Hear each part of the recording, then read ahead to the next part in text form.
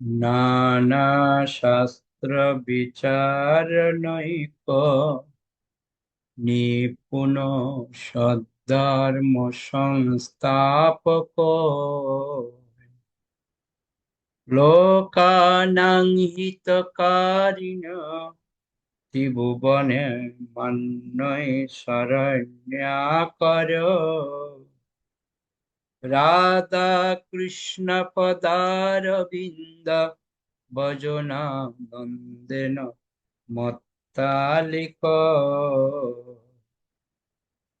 বন্দে রূপ সনাতন রঘুযুগ শ্রীজীব গোপালক বন্দে রূপ সনাতন রঘুযুগ শ্রীজীব গোপালক। হরে কৃষ্ণ। আনন্দরূপ মাতাজি পড়ুন।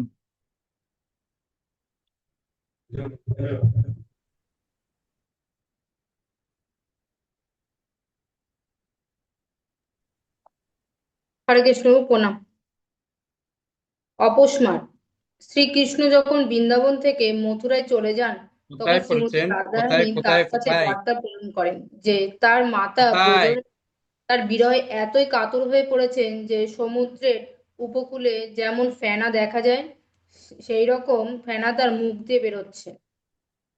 কখনো কখনো তিনি সমুদ্রের ঢেউয়ের মতো তার বাহু উত্তোলন করছেন, কখনো বা ভূমিতে লোটাচ্ছেন এবং প্রবলভাবে গর্জন করছেন। আবার কখনো বা শান্ত সমুদ্রের মতো সম্পূর্ণভাবে আমাদের মৌনতা এক অবলম্বন মিনিট, করছেন। আমাদের কি উন্মত্তটা হয়ে গেছিল? অপস্মার তো হবে। উন্মত্তটা হয়েছিল উন্মত্ত কি? উন্মত্তা থেকে পড়ার কথা, উন্মত্তা। উন্মত্ত থেকে পড়ুন। হয়ে গেছে তো। না না, হয়নি। কাল ঘর করবো। থেকে পড়বো, উন্মত্ত থেকে পড়া ছিল। উন্মত্ত থেকে পড়া হবে। উন্মত্ত থেকে পড়া হবে প্রভু। উন্মত্ত থেকে। হ্যাঁ। আচ্ছা, ঠিক আছে, বলছি। ভুল হয়ে গেছে। উন্মত্ততা। শ্রীল বিল্বমঙ্গল ঠাকুর তার স্বরচিত গ্রন্থে প্রার্থনা করে বলেছেন, শ্রীমতী রাধারানী সমস্ত জগৎকে পবিত্র করুন, কেননা তিনি সর্বতোভাবে শ্রীকৃষ্ণের কাছে নিজেকে অসমর্পণ করেছেন। কৃষ্ণ প্রেমে উন্মত্ত হয়ে তিনি কখনো কখনো পাগলিনীর মতো শূন্য পাত্রে দধিমন্থন করার চেষ্টা করেন। তা দেখে শ্রীকৃষ্ণ এতই মুগ্ধ হয়ে যান যে গাভীর পরিবর্তে তিনি বিষদহন করতে শুরু করেন। রাধাকৃষ্ণের প্রেম বিষয়ক উন্মাদনার এগুলি কয়েকটি দৃষ্টান্ত। শ্রীমদ্ ভাগবতে বলা হয়েছে যে শ্রীকৃষ্ণ যখন বিস্ময় যমুনার জলে প্রবেশ করেন, তখন মা যশোদা উন্মাদ হয়ে গিয়েছিলেন। বিষের ঔষধি খোঁজার পরিবর্তে তিনি বৃক্ষদের জিজ্ঞাসা করতে শুরু করেন তারা সর্প বশীভূত করার মন্ত্র জানে কিনা। বৃক্ষদের সামনে হাত জোড় করে প্রণাম করে তিনি তাদের জিজ্ঞাসা করেন, দয়া করে আপনারা বলুন কোন ঔষধির প্রয়োগে কৃষ্ণ এই বিস্ময় জল থেকে রক্ষা পেতে পারে। এটি মহা বিপজ্জনিত উন্মাদনার একটি দৃষ্টান্ত। ভক্ত যে কিভাবে ভগবত প্রেমে উন্মাদ হয়ে যায় তার বর্ণনা শ্রীমদ্ ভগবতের দশম স্কন্ধে দশম অধ্যায় 30 নম্বর 30 অধ্যায় অধ্যায়ে 4 নম্বর শ্লোকে রয়েছেন। ব্রজ গোপিকারা বৃন্দাবনের বনে শ্রীকৃষ্ণকে খুঁজছিলেন। তারা যখন তারা তখন উচ্চ স্বরে শ্রীকৃষ্ণের মহিমা কীর্তন করছিলেন। তারা জানতেন যে শ্রীকৃষ্ণ এক স্থানে সীমিত নন, তিনি সর্বব্যাপ্ত। তিনি আকাশে রয়েছেন, জলে রয়েছেন, বায়ুতে রয়েছেন এবং অন্তর্যামী রূপে সকলের হৃদয়ে রয়েছেন। তাই গোপিকারা সমস্ত গাছদের ও লতা গুল্মদের জিজ্ঞাসা করতে থাকতেন, পরমেশ্বর ভগবান কোথায় রয়েছেন। এটি ভগবত প্রেমে ভক্তদের উন্মাদ হওয়ার একটি অপূর্ব দৃষ্টান্ত। তেমনি ভগবত প্রেমের প্রভাবে ব্যাধির লক্ষণও প্রকাশ পেতে দেখা যায়। তত্ত্বজ্ঞ পণ্ডিতেরা এই অবস্থাকে মহাভাব বলে বর্ণনা করেছেন। ভগবত প্রেমের এই অতি উন্নত অবস্থাকে বলা হয় দিব্য উন্মাদনা। অপস্মার। শ্রীকৃষ্ণ যখন বৃন্দাবন থেকে মথুরায় চলে যান, তখন শ্রীমতী রাধারানী তার কাছে বার্তা প্রেরণ করেন যে তার মাতা ব্রজরানী তার বিরহে এতই কাতর হয়ে পড়েছেন যে সমুদ্রের উপকূলে যেমন ফেনা দেখা যায় সেই রকম ফেনা তার মুখ দিয়ে বেরোচ্ছে। কখনো কখনো তিনি সমুদ্রের ঢেউয়ের মতো তার বাহু উত্তোলন করছেন, কখনো বা ভূমিতে লুটাচ্ছেন এবং প্রবলভাবে গর্জন করছেন, আবার কখনো বা শান্ত সমুদ্রের মতো সম্পূর্ণভাবে মৌনতা অবলম্বন করছেন। শ্রীকৃষ্ণের বিরহজনিত এই সমস্ত লক্ষণগুলিকে বলা হয় অপস্মার। কৃষ্ণ প্রেমে সম্পূর্ণভাবে আত্মবিস্মৃত হলে এই সমস্ত লক্ষণগুলির উদয় হয়। শ্রীকৃষ্ণকে আরেকটি বার্তা প্রেরণ করা হয় যে তিনি যখন কংসকে বধ করেন তখন কংসের এক আসরিক বন্ধু সম্পূর্ণভাবে উন্মাদ হয়ে যায়। সেই অসুরটির মুখ দিয়ে ফেনা বেরোচ্ছিল, ঢেউয়ের মতো সে তার হস্ত আন্দোলন করছিল এবং ভূমিতে গড়াগড়ি দিচ্ছিল।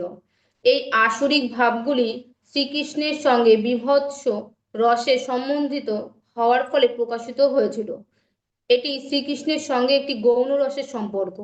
প্রথম 5টি রসকে বলা হয় মুখ্য রস এবং অন্য 7টি গৌণ রস। কেননা কোনো না কোনো ভাবে সেই অসুরটি শ্রীকৃষ্ণের সঙ্গে সম্পর্কিত হয়েছিল, কারণ সে যখন শুনতে পায় যে শ্রীকৃষ্ণ কংসকে বধ করেছে তখন তার মধ্যে একটি লক্ষণগুলি প্রকাশ পায়। শ্রীল রূপ গোস্বামী মন্তব্য করেছেন যে এই ধরনের লক্ষণেও দিব্য ভাব প্রকাশ পাচ্ছে। ব্যাধি বৃন্দাবনে অপ্রকট হয়ে শ্রীকৃষ্ণ যখন মথুরায়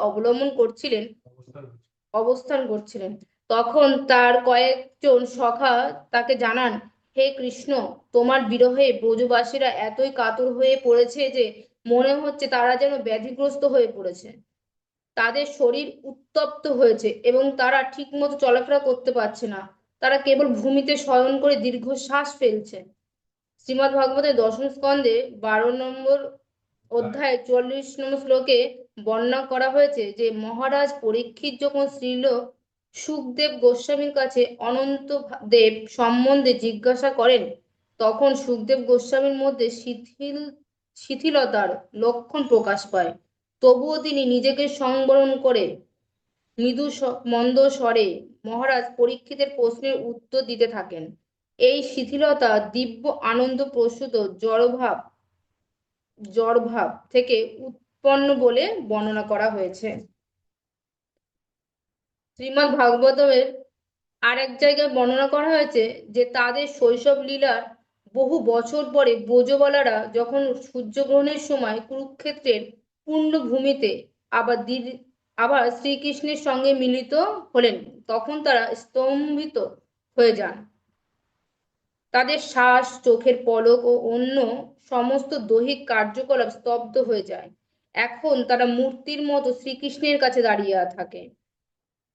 এটি অপ্রাকৃত হর্ষজনিত ব্যাধির আরেকটি দৃষ্টান্ত। হরে বল। অনেক ধন্যবাদ। হরে কৃষ্ণ। রূপশ্রী মালিনী মাতাজি পড়ুন পরের অধ্যায়। কৃষ্ণ প্রণাম। 30 অধ্যায় কৃষ্ণ প্রেমের অন্যান্য ভাব। বিহ্বলতা। অংশদূত নামক কাব্যগ্রন্থে বর্ণনা করা হয়েছে একদিন শ্রীকৃষ্ণের বিরহ বেদনায় শ্রীমতী রাধারানী যখন অত্যন্ত ব্যথিত হয়েছিলেন তিনি তখন তার কয়েকজন সখী সহ যমুনার তীরে গিয়েছিলেন। সেখানে তিনি অতি পরিচিত একটি কুটির দর্শন করেন যেখানে তিনি শ্রীকৃষ্ণের সঙ্গে নানা প্রকার দিব্য রস আস্বাদন করেছিলেন। সেই সমস্ত ঘটনার কথা স্মরণ হওয়ার ফলে তিনি তৎক্ষণাৎ অত্যন্ত বিহ্বল হয়ে পড়েন। এই বিহ্বলতা অত্যন্ত প্রকটভাবে দেখা দেয়। এটি বিরহজনিত বিহ্বলতা। তেমনি ভীতিজনিত বিহ্বলতার দৃষ্টান্ত রয়েছে। কুরুক্ষেত্রের রণাঙ্গনে অর্জুন যখন শ্রীকৃষ্ণের বিশ্বরূপ দর্শন করেন তখন তার মধ্যে এই লক্ষণগুলি দেখা গিয়েছিল। তিনি এতই বিহ্বল হয়ে পড়েছিলেন যে তার হাত থেকে ধনুক ও বাণ স্খলিত হয়েছিল এবং তিনি কোনো কিছুই স্পষ্টভাবে দেখতে পাচ্ছিলেন না। মৃত্যু। একসময় বকাসুর একটি বিরাট বক পক্ষীর রূপ ধারণ করে শ্রীকৃষ্ণ ও তার গো সখাদের হা করে গিলতে আসে।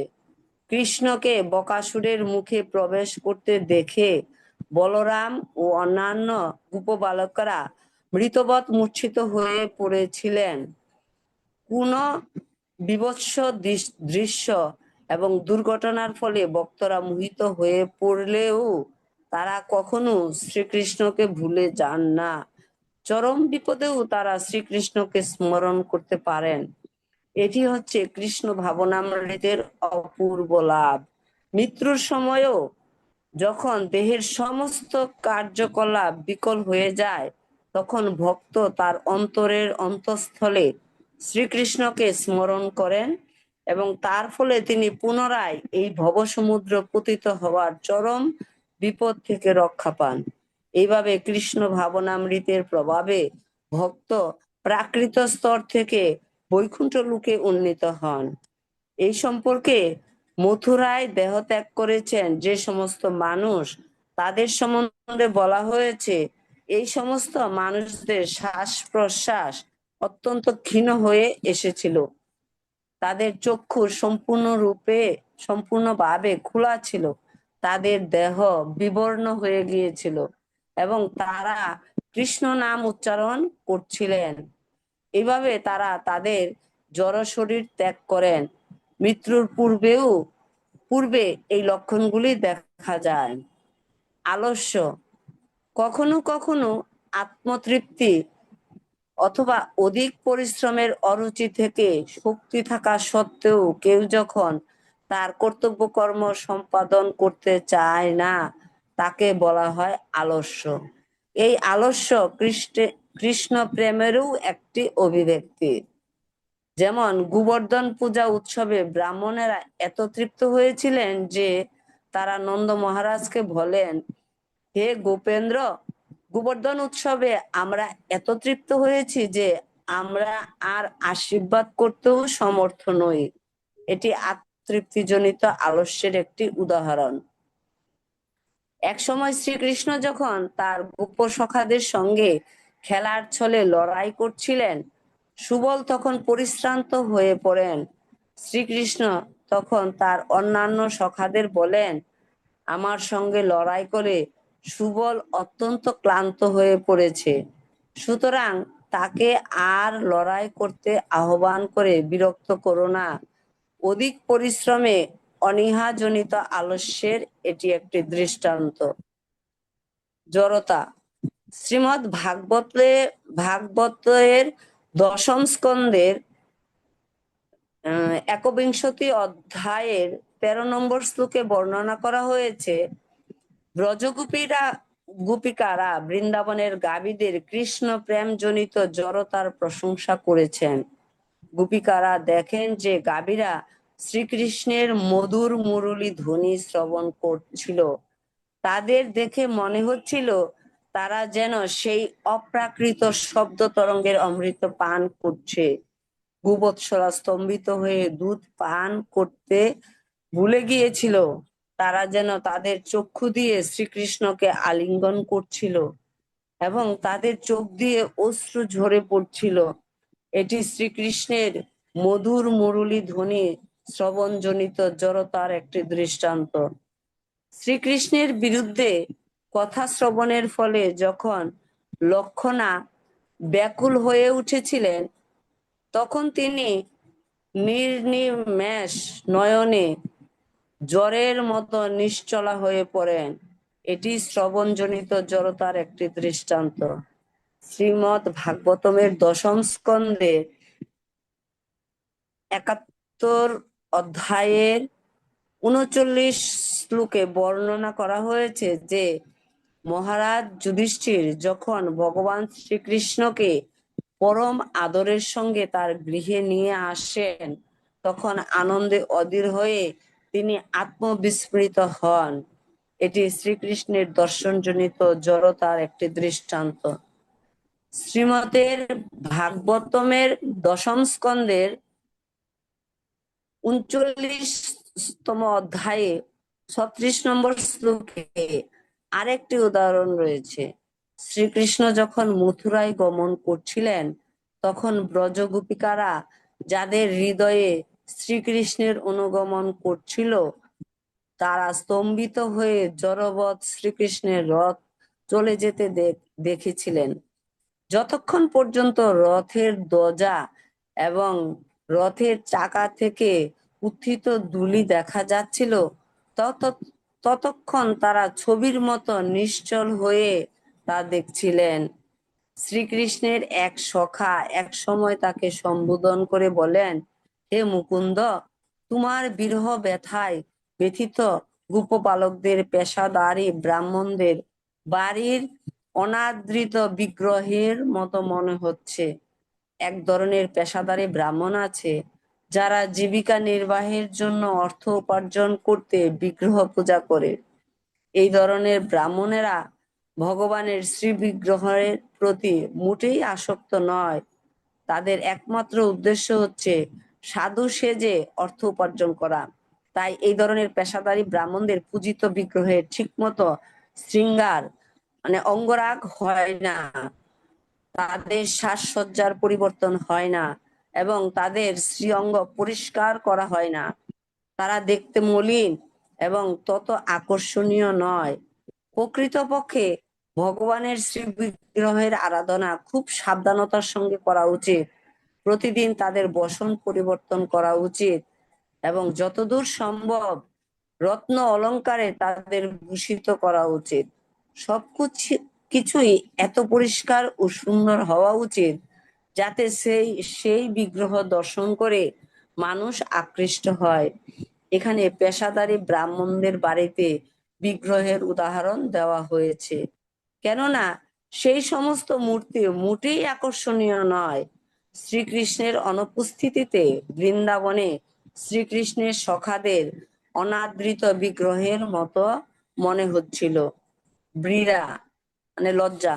শ্রীকৃষ্ণের সঙ্গে শ্রীমতী রাধারানীর যখন প্রথম পরিচয় হয়, তখন তিনি অত্যন্ত লজ্জা বোধ করেন।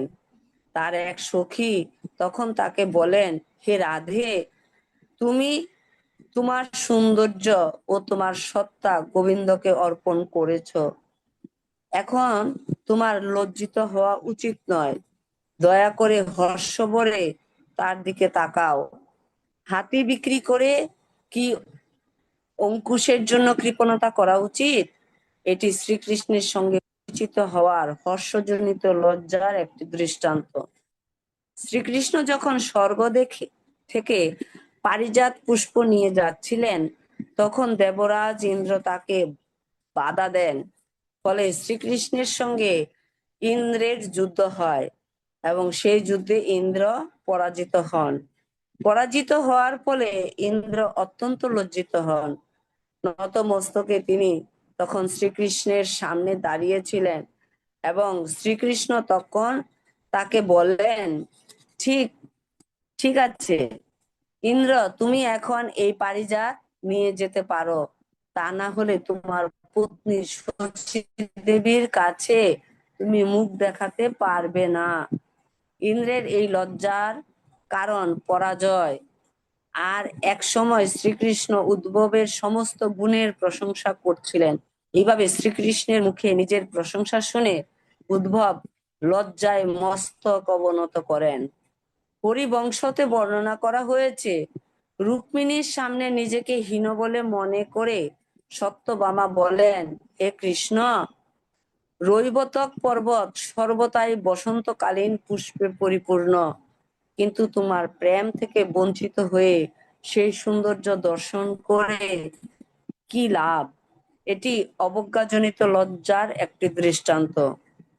গোপনীয়তা। বাহ্যরূপে অন্য কোনো ভাবকে প্রকট করে নিজের যথার্থ মনোভাব গোপন করে রাখা প্রেমের গোপনীয়তা নামক ভাবের লক্ষণ। এটি মনোভাবের ফলে ইতস্তত দৃষ্টিপাত করে, অসম্ভব কোনো কার্য সাধনের চেষ্টা করে অথবা মনের যথার্থ চিন্তা গোপন করে কথা বলে মনের ভাব গোপন করা হয়।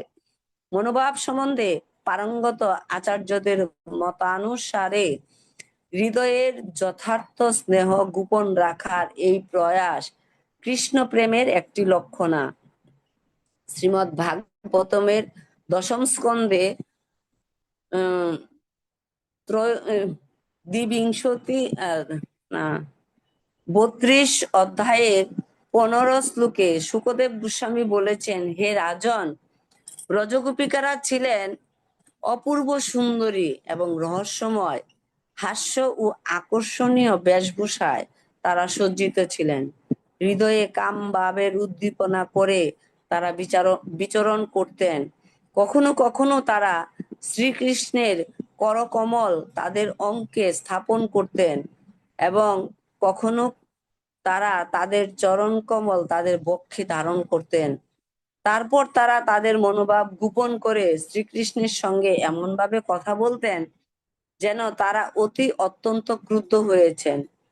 প্রেমজনিত গোপনীয়তার আরেকটি উদাহরণ হচ্ছে হাস্য পরিহাসে পরম দক্ষ শ্রীকৃষ্ণ যখন সত্যভামার প্রাসাদের প্রাঙ্গণে পারিজাত রোপণ করেন, তখন বিদর্ভ নন্দিনী রুক্মিণীর অত্যন্ত ঈর্ষা হয়, কিন্তু তার স্বাভাবিক সুশীলতার ফলে তিনি তা ব্যক্ত হতে দেননি। তখন রুক্মিণীর যথার্থ মনোভাব কেউ জানতে পারেনি। এটি প্রতিযোগিতা জনিত গোপনীয়তার একটি উদাহরণ। শ্রীমৎ ভাগবতমের দশম স্কন্ধে 11 অধ্যায়ের 32 শ্লোকে আরেকটি দৃষ্টান্ত রয়েছে। শ্রীকৃষ্ণ যখন দ্বারকায় প্রবেশ করেন, তখন তার পরিবার পরিজনেরা বিভিন্নভাবে তাকে অভিবাদন করেন। দ্বারকার মহিষীরা দূর থেকে তাদের পতিকে দর্শন করে মনে মনে তাকে আলিঙ্গন করেন এবং মৃদু কটাক্ষে তাকে দেখতে থাকেন। শ্রীকৃষ্ণ যখন কাছে আসেন, তখন তারা তাদের পুত্রদের তাকে আলিঙ্গন করার জন্য এগিয়ে দেন। অন্যরা লজ্জাবশত অশ্রু সংবরণ করার চেষ্টা করছিলেন, তবু তারা তাদের অশ্রু রোধ করতে সক্ষম হলেন না। এটি লজ্জাজনিত গোপনীয়তার একটি দৃষ্টান্ত। আরেক সময় শ্রীকৃষ্ণকে অন্য কোন রমণীর প্রতি অনুরক্ত বলে মনে করে শ্রীমতী রাধারানী তার এক সখীকে বলেন, হে সখী, যখনই আমার মনে হয় যে কৃষ্ণ অন্য কোন রমণীর প্রতি আসক্ত, তখন ভয়ে আমার শরীর রোমাঞ্চিত হয়। কৃষ্ণ যাতে আমাকে সেই অবস্থায় দেখে না ফেলে, সেই জন্য আমাকে খুব সাবধানে থাকতে হবে। এটি লজ্জা ও কপটতা জনিত গোপনীয়তার একটি দৃষ্টান্ত। এক জায়গায় বর্ণনা করা হয়েছে, শ্রীকৃষ্ণের প্রতি শ্রীমতী রাধারানীর যদিও প্রগাঢ় অনুরাগ ছিল, তিনি তার সেই মনোভাব হৃদয়ের অন্তঃস্থলে লুকিয়ে রেখেছিলেন, যাতে কেউ তা জানতে না পারে। এটি শিষ্টতা জনিত গোপনীয়তার একটি দৃষ্টান্ত। এক সময় শ্রীকৃষ্ণ যখন তার গোপ সখাদের সঙ্গে সখাসুলভ বার্তালাপ করে আনন্দ উপভোগ করছিলেন, তখন শ্রীকৃষ্ণের সেবক পত্রীও সেই বার্তালাপ উপভোগ করছিলেন। কিন্তু তখন তিনি যে শ্রীকৃষ্ণের দাস, সেই কথা স্মরণ করে শ্রদ্ধা সহকারে মস্তক অবনত করে তিনি তার হাস্য সংবরণ করেন। এটি শ্রদ্ধাজনিত গোপনীয়তার একটি দৃষ্টান্ত। হরি বল। অনেক ধন্যবাদ মাতাজি। হরি বল। তো আজকে আমরা অনেকগুলো নতুন নতুন পয়েন্ট পেয়েছি, অনেক ধন্যবাদ। বিশেষ করে এই যে গোপনীয়তার মধ্যে খুব সুন্দর সুন্দর পয়েন্ট পেলাম। তো এগুলো যদি আমরা না পড়তাম জানতে পারতাম না ভক্তের যে বিরহ কিরকম হয়, সেটা আমরা দেখি। একটা জিনিস তো খুব ভালো লাগলো আমার, আলস্যটা কিভাবে যে হয় সেটা একটা খুব সুন্দর পয়েন্ট। যে ভগবানের ভক্ত শরীর পারছে না, আর ওই জন্য করছে না, সেটাও ভগবান একটা সেবায় পরিণত হয়ে গেছে। সুন্দর পয়েন্ট। ওকে, সর্বরূপা মাতাজি।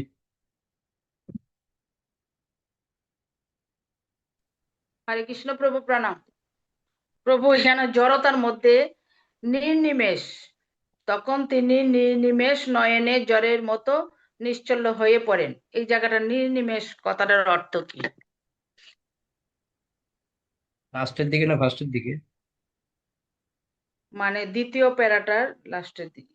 ওকে, বলা হচ্ছে শ্রীকৃষ্ণের বিরুদ্ধে কথা শ্রবণের ফলে যখন লক্ষণা ব্যাকুল হয়ে উঠেছিলেন, তখন তিনি নির্নিমেষ নয়নে জ্বরের মতো নিশ্চল হয়ে পড়লেন। এটাতেও বলা হচ্ছে আমাদের ভগবানের যখন চক্ষু হচ্ছে দিব্য চক্ষু, তো যখন ভগবানের বিরুদ্ধে বলা হচ্ছে ভগবানের বিরুদ্ধে কথা শ্রবণ করেছিল লক্ষণা, এই লক্ষণা মনে হচ্ছে আমার যে দুর্যোধনের স্ত্রীর নাম লক্ষণা। হরে কৃষ্ণ প্রভু, লক্ষণা কি উম, ভগবানের একটা স্ত্রীর নাম না? সপ্তম না অষ্টম কোনটার জন্য? আমার তো সেটাই মানে সেটাই জিজ্ঞেস করতে যাচ্ছিলাম যে লক্ষণা কোন লক্ষণা এটা? জানি না, হতে পারে, কিন্তু এখানে শ্রীকৃষ্ণের বিরুদ্ধে কথা শ্রবণের পরে লক্ষণা ব্যাকুল হয়ে উঠেছিল, যেহেতু ভগবানের বিরুদ্ধে কথা কি বলবে ওখানে, হতে পারে হয়তো। তো এটা বোঝাচ্ছে তার চক্ষু মানে যখন স্তব্ধ হয়ে যায় না, জড় মানে কি, যা কোনো নড়াচড়া করে না, এই জড় চক্ষুর মধ্যে স্তব্ধ হয়ে গেছে, ওটাকে বলা হচ্ছে নির্বিশেষ, নির্মিমেষ, নির্নিমেষ। নির্নিমেষ। নির্নিমেষ। তো স্তব্ধ হয়ে গেছে অর্থাৎ ওই কথাগুলি শুনে। তো এটা হচ্ছে একটা শ্রবণ জনিত জড়তা। জড়তার একটি দৃষ্টান্ত। আমরা বলি না জড়তা মানে ওর মুখ দিয়ে আওয়াজ বের হচ্ছে না, ওই জন্য এটাকে বলা হচ্ছে জড়তা। তো এটা মানে চোখে দেখার যে একটা শক্তি সেটা নেই, স্তব্ধ হয়ে গেছে শ্রবণের পরে, এটাই বলা হচ্ছে।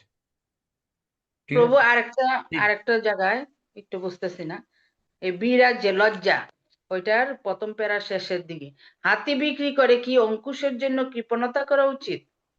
এটি শ্রীকৃষ্ণের সঙ্গে ওই জায়গাটা। প্রভু হাতি বিক্রি করে কি অঙ্কুশের জন্য, ওই জায়গাটা কি? অঙ্কুশ মানে ওই ছোট একটা জিনিস, অঙ্কুশটা বলা হচ্ছে হাতি বিক্রি, এত দামি হাতি বিক্রি, ছোট একটা জিনিস কিনবো, এটাই কালকে আমরা দেখিয়েছিলাম অঙ্কুশটা কিরকম ছোট একটা জিনিস, ওই জন্য বলা বুঝতে হয়। পারছি। মানে এটা হরে আনন্দ, কৃষ্ণ। আনন্দের মধ্যে লজ্জা, এটা হ্যাঁ, বোঝা। বুঝতে পারছি। হরে কৃষ্ণ প্রভু প্রণাম। ওকে, আর কারো কিছু কোনো প্রশ্ন, কিছু বোঝার অসুবিধা? নাহলে আমরা এখানে শেষ করবো বৈষ্ণব প্রণাম করে। বাঞ্ছা কল্পতরুভ্যশ্চ কৃপা সিন্ধুভ্যেব চ পতিতানাং পাবনেভ্যো বৈষ্ণবেভ্যো নমঃ। আনন্দ বৈষ্ণব বৃন্দা কি যায়, নিতাই গৌর প্রেমানন্দে।